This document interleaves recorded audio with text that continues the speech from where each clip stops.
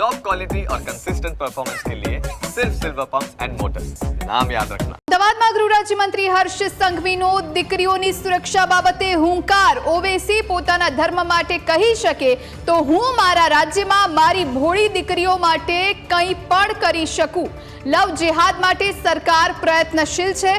ભૂપેન્દ્ર પટેલનો દંડો લવ જેહાદ માટે વાગ્યો છે અને પોલીસ કામ કરી રહી છે. ભોળી દીકરીઓ ભરમાવવામાં આવી રહી છે.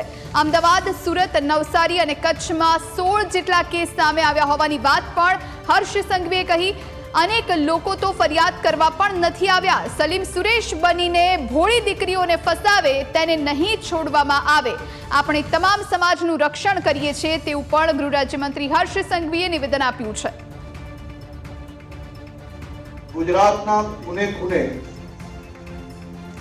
ભૂપેન્દ્રભાઈ પટેલનો દંડો એ લવ જેહાદની સામે છે, મજબૂતાઈથી છે અને ગંભીરતાપૂર્વક ગુજરાત પોલીસ આ દિશામાં કામગીરી કરી રહી છે.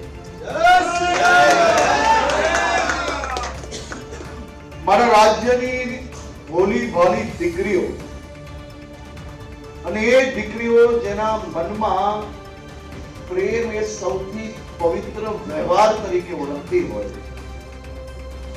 એવી ભોલી ભાલી દીકરીઓને ષડયંત્ર રૂપી ફસાવવાનો પ્રયત્ન કરવામાં આવે, કોઈ સલીમ સુરેશ બનીને પ્રેમનો ખિલવાડ કરે તો એને છોડી દેવામાં નહીં જ આવે. એની ઉપર ગંભીરતા.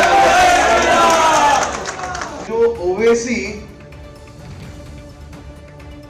પોતાના ધર્મ માટે કહી શકે, જો એના ધર્મની રક્ષા માટે વિષયો મૂકી શકે તો હું તો મારા રાજ્યની ભોલી ભાલી દીકરીઓના રક્ષણ માટે. હિન્દુત્વ એ માત્ર ધર્મ નથી, એ એક વિચાર છે, એક સંસ્કાર છે.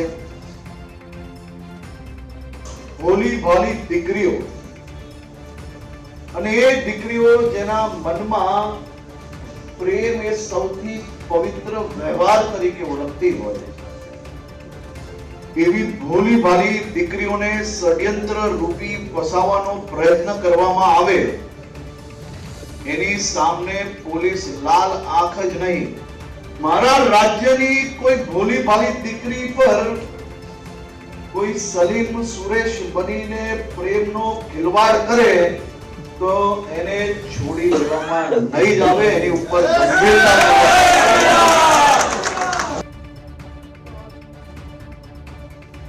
કે જો ઓવેસી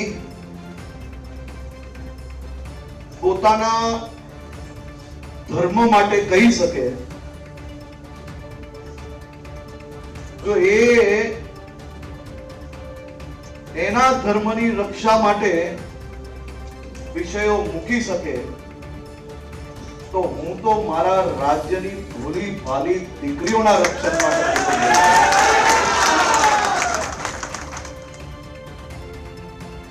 આ દેશમાં ગુજરાત એકમાત્ર એવું રાજ્ય છે જ્યાં આ ગૌ હત્યારાઓને માત્ર પકડવા પૂરતું જ નહીં, મોટી મોટી વાતોમાં નહીં, પરંતુ હું છાતી ઠોકીને કહું છું કે આ દેશમાં એક બી રાજ્ય એવું નહીં હશે કે જેને 1 વર્ષમાં 16 ગૌ હત્યારાઓને સજા કરાવવા.